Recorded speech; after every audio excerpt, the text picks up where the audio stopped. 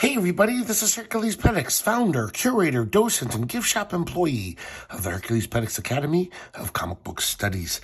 Today we're going to be looking at L.A. Comics #1, the first underground comics published by the Los Angeles Comic Book Company. I guess these three guys down in L.A. didn't like how all the underground comics were coming out from San Francisco. So they had a little pride in their city, and they said, hey, we can do underground comics too here.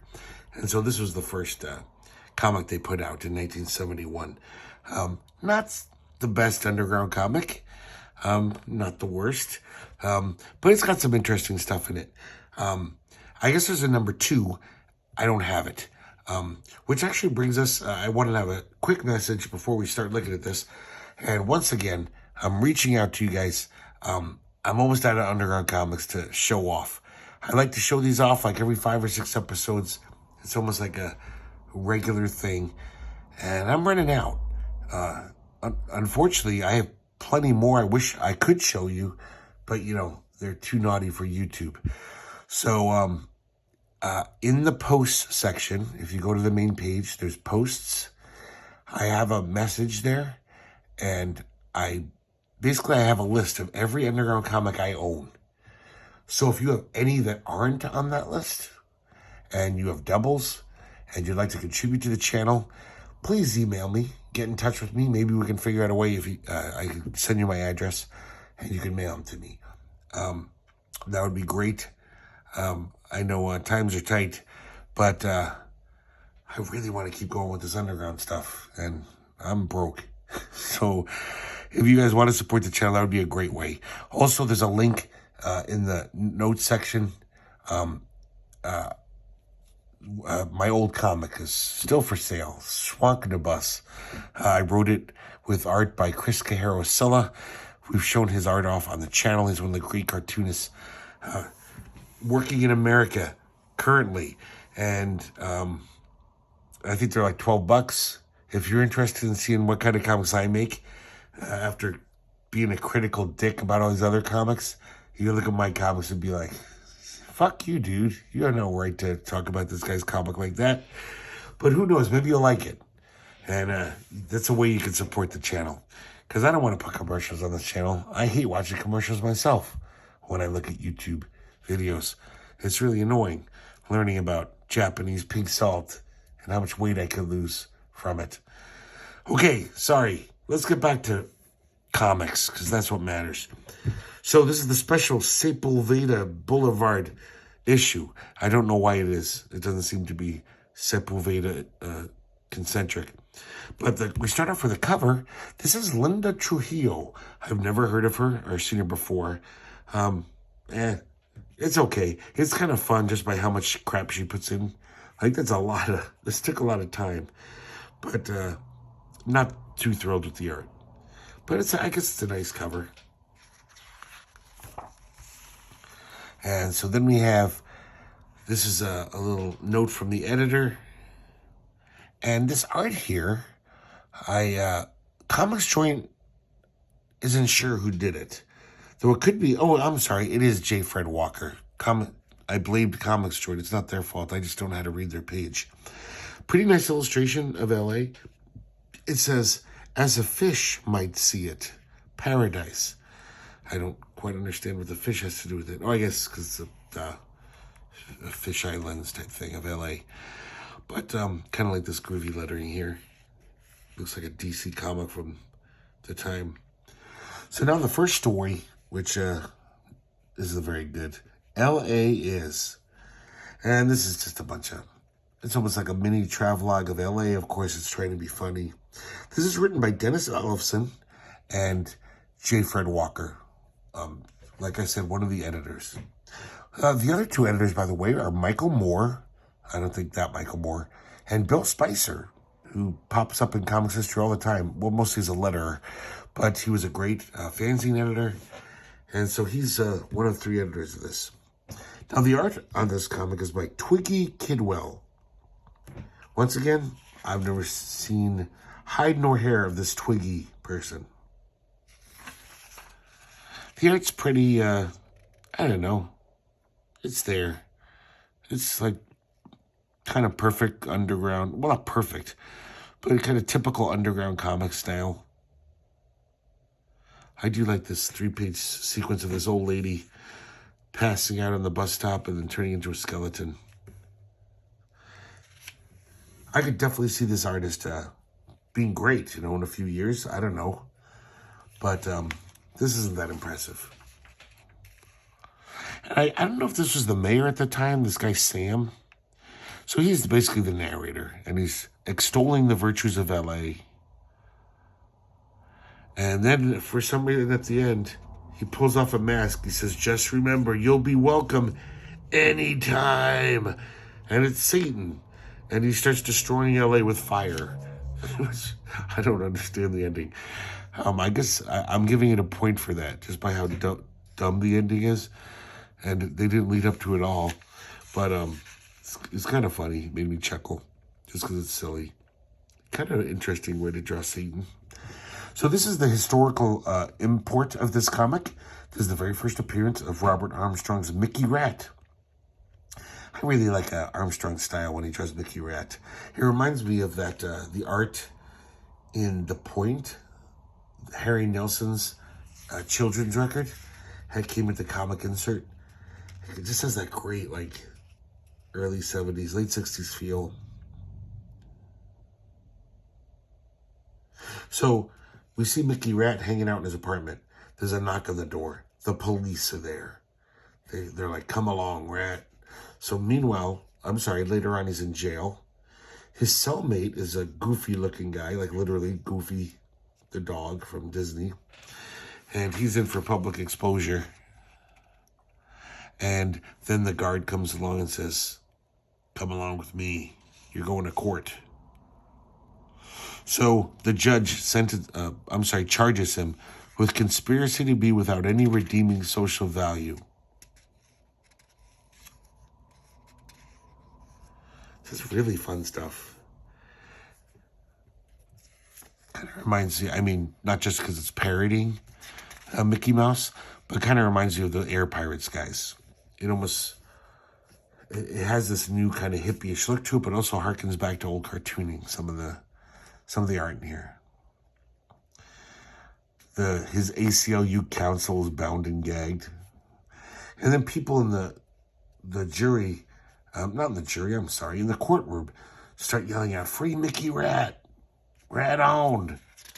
And the judge has them evicted, these rabble-rousers. And someone throws a bomb, some radical, lands right in front of Mickey. And so Mickey throws it at the judge, and he escapes out this window. And then his cousin picks him up, his cousin Lester. And he gets in the back seat. Lester's girlfriend's back there for some reason. I don't know. She chauffeurs her around, I guess. And they just totally start fooling around. Mickey just starts having sex with Lester's girlfriend. He notices, and then we see them out in the desert. He pulled the car over, and he's about to shank Mickey. He says, "Mess with my old lady, will you? You're going to eat the big dick." And then it says to be continued. And Mickey Rat #1, coming soon. Which did. I don't have that. There's some really nice cartooning. This is Dennis Ellefson again. And you might recognize this guy if you're old, as old as me. He was the editor of Cartoons magazine from the mid-70s on for a long time. And this 71, he's already just totally got his chops down. This guy could have drawn a Sunday newspaper comic strip. It's very slick, really classic, great comic cartooning. We see this guy pull up to a gas station. He says to the young hippie gas attendant, the guy says, "Where's your head at, sonny?" And the gas station attendant starts having this total trip out and a freak out. And this is some great fun psychedelia, just goofy fun stuff. Look at this. This is just Dennis Ellefson just drawing whatever the hell he wants. This is one of my favorite comics in here. Lots of boobs. And I like this lighthouse where the beams of the light are actually full of people. And we see a creepy, like, spooky ghost Jesus rising from the water. Interesting image. And then finally this guy, gets his head back from the stratosphere. And he tells the guy, "That, sir, is where my head is at," as if the guy could see all that. And the guy says, "I meant the toilet. Where is the head at?" And he says, "It's right over there." And as the guy goes to the bathroom, he says, "Damn kids these days, bunch of weirdos." So pretty goofy, fun gag at the end, but I actually thought it was a pretty good one. And I love all this psychedelic art. Just really impressed at, he must have been pretty young then, 1971. This is like early underground. And he's really got chops, Dennis Ellefson. Contrarily to that, we have Harry the Hop, One Wednesday. And this is by a guy named Dormouse. Richard, no, but he went by the name Dormouse. Unfamiliar with his work. And this is just like autobio. But back then, autobio was a little more interesting if you were some crazy hippie guy. Life was a little more kooky back then. So we see this hippie, he wakes up, hanging out with his girlfriend. He tells her, "I've got business to take care of."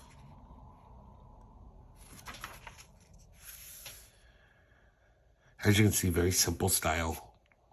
So I guess this guy's a drug dealer. He goes to this motel, meets some hippies, sells them some drugs. There's this one old hippie there talking about ecology, and everyone's just like, "Shut up, dude."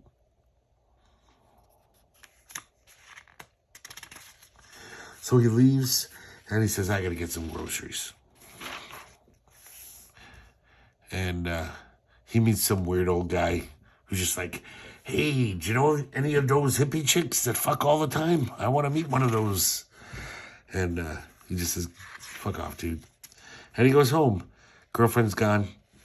Lights a bong. So it's almost like Comics Trade says it's like Harvey Pekar. But Harvey Pekar was never this cool. So it's kind of interesting. Just autobio. This one's really dumb and not good. Though some of the art is very crude and interesting in its crudity. Like this sequence of panels here I kind of like. But this is called Them Black Folk. I was really getting ready for for some gnarly stuff. Luckily, it's not that offensive. But just the whole concept is pretty dumb. And this is by a guy named Anthony Cox. And Comics Joint says it's a collaboration. Anthony Cox, Artist Worthington, David Anderson. So I think Cox wrote it, and the other two drew it. And this one is it's just a bunch of black guys hanging out. And they're just talking about some guys they know. This one guy who fucked an inflatable rubber doll. I don't know. I'm not going to tell you everything about this story. It's kind of pretty dumb. And as you can see, the art's pretty crude. This guy probably just picked up a pen. An art pen. They just get some dope, they get high.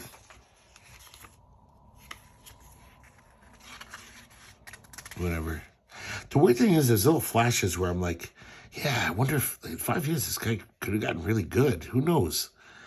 I mean, he's got this hint of an interesting style going on here and there. But I don't know. I have a feeling I'll never see this artist again, these artists. So we have another Robert Armstrong story.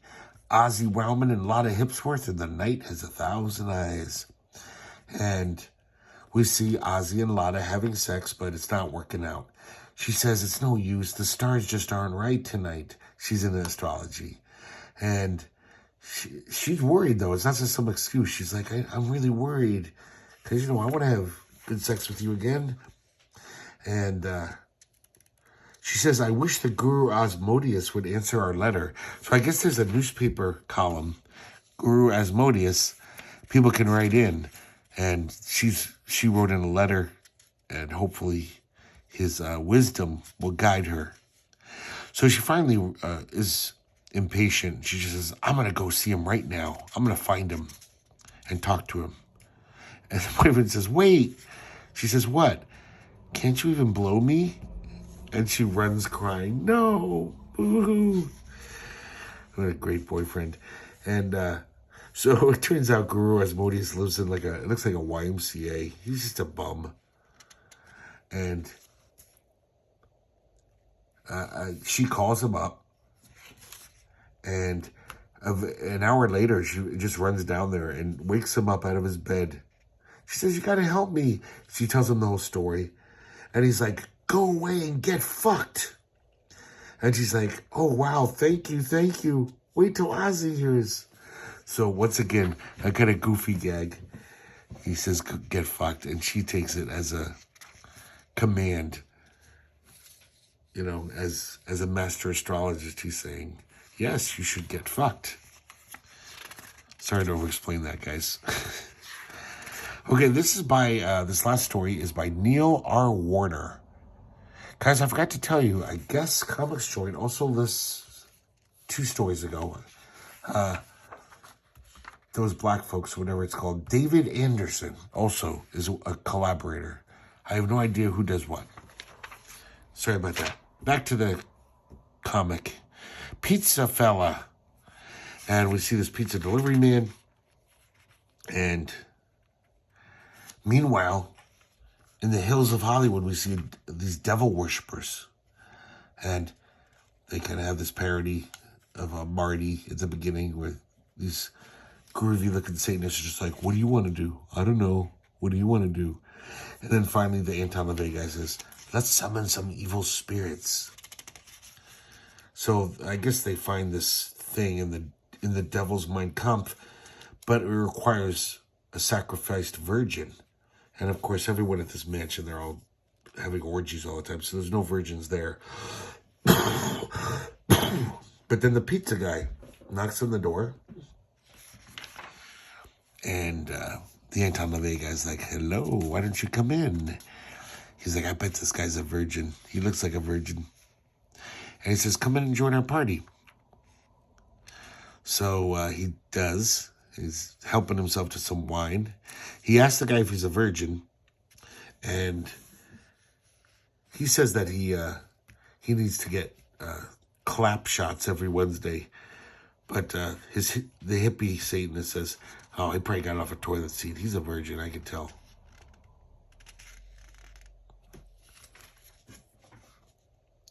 So then they basically, Anton LaVey tells him the plan. He says, you're a virgin.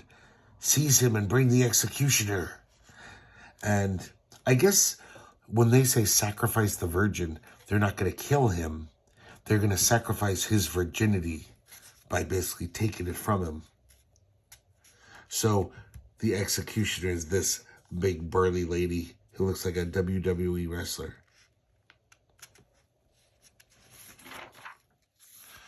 And it looks like she's about to get down on him. And then all of a sudden, Lucifer shows up.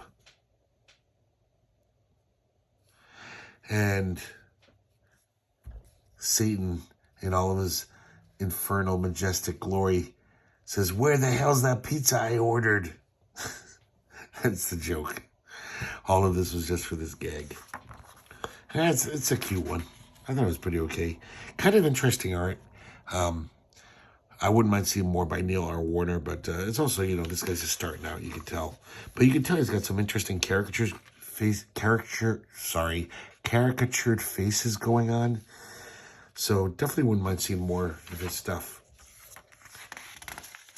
And then we have this page of fake ads.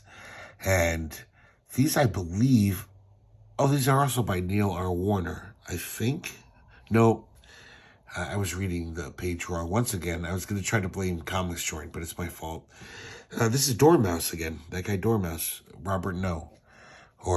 Richard No. They're kind of funny, I guess, in a sexy, shocking way. And then we have a back cover by Robert Armstrong. Now, it uses this bad word here, but this is making fun of racists. I know a lot of you young people still don't like it, but just so you know, this isn't some racist thing. But they're making fun of racists. I like all these basically racist, famous racists at the time.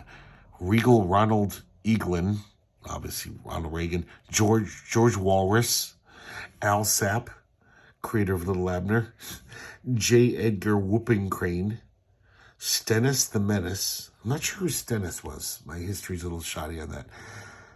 Richard F. Whaley. I think he's the guy from CBS News. William F. Warbuxley.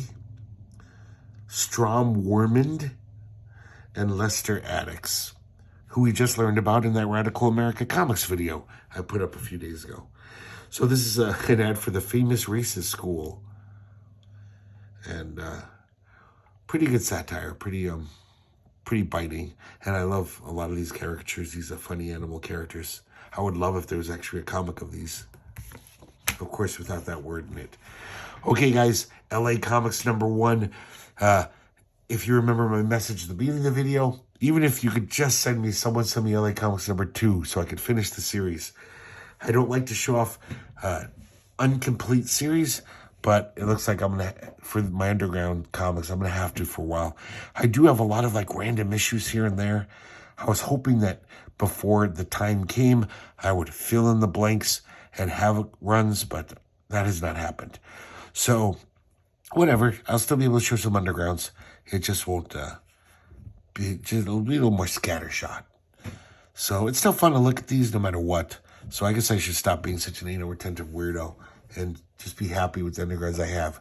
But if you do have any spare copies and you're having a good year financially, you can afford to mail them to me. That would be wonderful. I'd really appreciate it. So thanks, guys, for watching. And I hope to see you next time here at the Herculespetix Academy of Comic Book Studies.